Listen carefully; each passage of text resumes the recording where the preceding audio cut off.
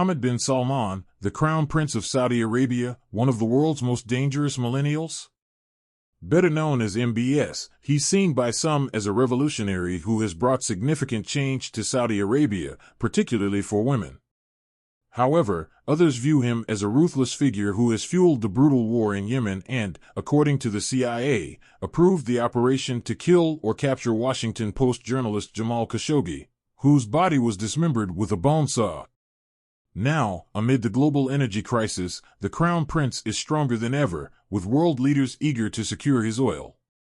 The kingdom is in a uniquely powerful position due to the situation in Ukraine, and the question is, what will he do next? MBS is a highly dangerous individual, and his growing power only makes him more of a threat. After hours in Saudi Arabia, men and women mingling freely, and a female DJ spinning tracks, The Economist's Nicholas Pelham captured the scene on film. I had to do a double take. It was truly astonishing. Just a few years ago, all of this would have been illegal. Public entertainment was banned, and unmarried men and women weren't allowed to socialize, he said. Saudi Arabia, for as long as I've known it, up until about the last 5 or 6 years, was a society governed by the religious police. What struck me most was how normal it all felt. I don't understand how you can live by one set of values and then replace them with another as if nothing had changed. In the past, Saudi Arabia was ruled by a strict interpretation of Islam, with clerics controlling everything from social life to women's roles. The kingdom was essentially governed by a joint partnership between the royal family and the hardline religious establishment, which was deeply conservative, controlling education and public discourse. That was, however, before Muhammad bin Salman. The young crown prince stripped the clerics of their power, expanded women's rights, including granting them the right to drive, and made all these changes in an incredibly short time. In historical terms, societies usually needed civil wars to weaken their conservative religious factions, but all of this happened without any violence or bloodshed. No cleric was killed, no violence in the streets, Pelham said. I think that is nearly miraculous. So, who is the person driving these changes? MBS is a millennial who takes pleasure in showcasing his wealth. He spent more than £200 million on a French chateau. In 2016, The Economist had a rare opportunity to meet with him and found a prince poised for power. He didn't avoid a single question. His answers were thoughtful, thorough, and open, reflecting his confidence. What stood out most was his unwavering conviction. He truly believed in his ability to transform the kingdom. Despite his confidence, MBS's rise was unexpected. In Saudi Arabia's ruling family, the House of Saud, power typically passes sideways from brother to brother. MBS's father, Salman, had several older brothers ahead of him in the line of succession. However, when 2 of them passed away, Salman was able to claim the throne, paving the way for MBS to follow, though there were still older half-brothers ahead of him. It wasn't clear if the succession would move from one generation to the next, and many other princes were better known. Muhammad bin Salman was relatively unknown at the time. However, his father, Salman, had a special affinity for him. After becoming king in 2015, Salman expanded MBS's role, giving him numerous titles. In 2017, reports suggest that MBS pressured his cousin, Muhammad bin Nayef, to step down as crown prince. There was apparently a standoff, during which Muhammad bin Nayef and his guards were disarmed. He was informed that his time had come to an end, and that the Council of Allegiance had decided to make way for MBS. Following this, MBS wasted no time securing his power. His actions caused ripples across the kingdom and the world. Saudi Arabia launched a massive corruption probe, detaining high-ranking officials. MBS invited the wealthiest men in Saudi Arabia, as well as the global business elite, to a conference about the future of the Saudi economy, dubbed Davos in the Desert. Shortly after, he used the opportunity to detain many of them at a luxury hotel. He rounded up prominent princes and the kingdom's richest businessmen, interrogated them, and forced them to reveal their banking details. From that moment, it was clear that Muhammad bin Salman was the undisputed ruler of Saudi Arabia. Since then, his actions have grown increasingly aggressive and repressive. He has centralized power around his own inner circle, with human rights groups estimating that thousands have been detained. In March alone, 81 people were executed.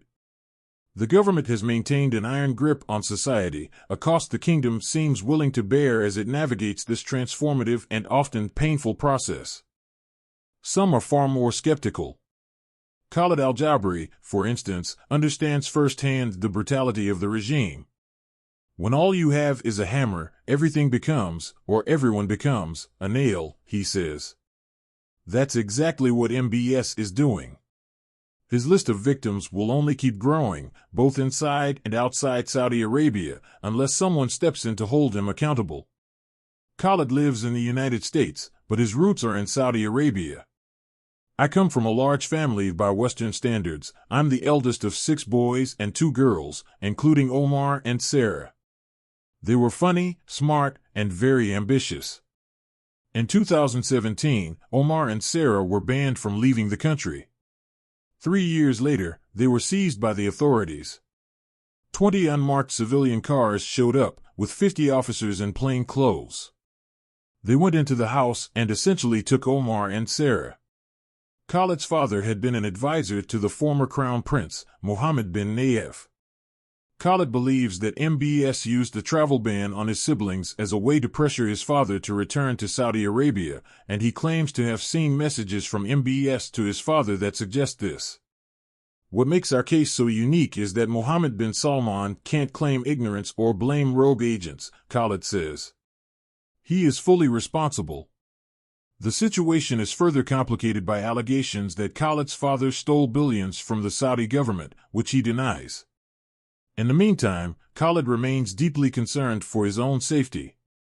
I think, like my father, I've accepted that one day I will probably be harmed, he admits. And who could blame him? MBS has become widely associated with the murder of Jamal Khashoggi, the outspoken former royal court insider and journalist, who was dismembered with a bone saw in the Saudi consulate in Istanbul. Nicholas knew Khashoggi personally. We were supposed to meet in Istanbul the weekend he disappeared, he recalls.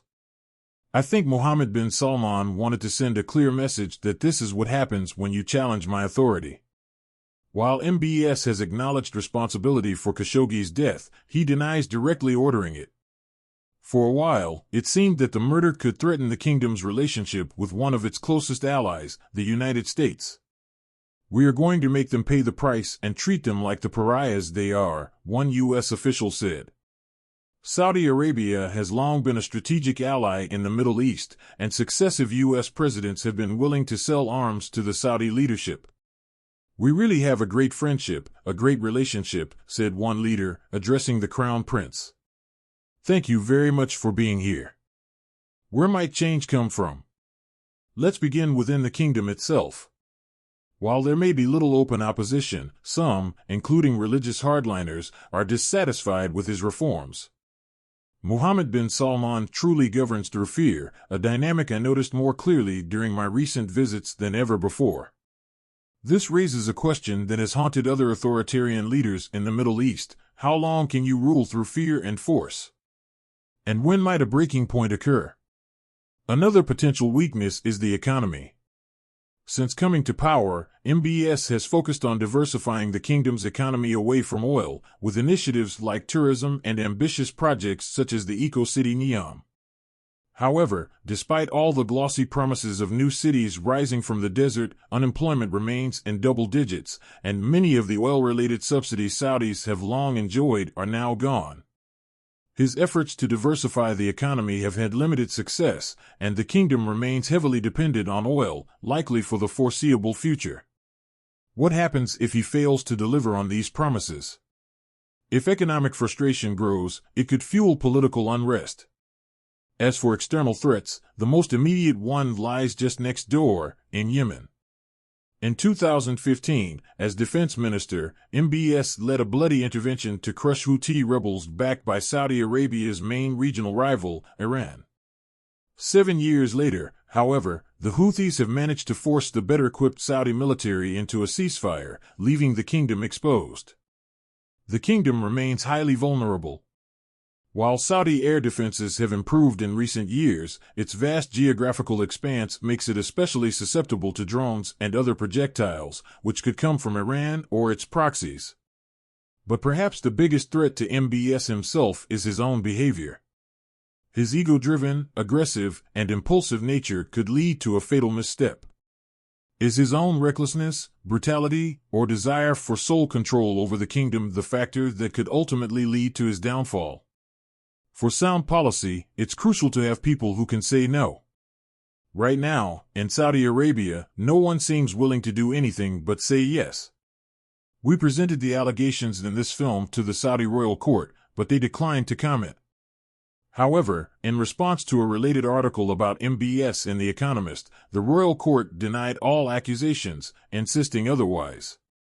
Report generated by Nicholas Pelham, and he is the Middle East correspondent for The Economist. To learn more about Muhammad bin Salman, please subscribe our channel. Thank you, and don't forget to like.